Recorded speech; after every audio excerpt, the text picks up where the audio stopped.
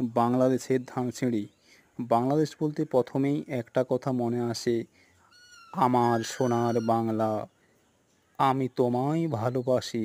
বাংলাদেশ হলো ভারতের কাছে 8 থেকে 80-র স্বপ্ন পূরণের বিদেশের মাটি। তাই কবি বলেছেন, আবার আসিব ফিরে ধানসিঁড়িটির তীরে, এই বাংলায়। সবুজ প্রকৃতি দিয়ে ঘেরা এই রূপসী বাংলা এতটাই মনোমুগ্ধকর, কবিদের মন তাই ছুটে গেছে বারবার। বাংলাদেশ কাঁটাতারের ওপারের দেশ হলেও রবীন্দ্র, নজরুল, জীবনানন্দ, জসিমউদ্দিন প্রত্যেক কবির লেখা কবিতায় বারবার সে উপস্থিত হয় এবং আমাদের মনন চিন্তন নস্টালজিয়ায় ভেসে বেড়ায়।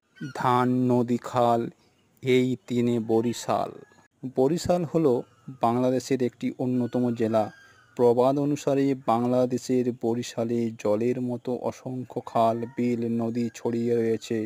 ধানসিঁড়ি হলো কবি জীবনানন্দ দাশের বাড়ি।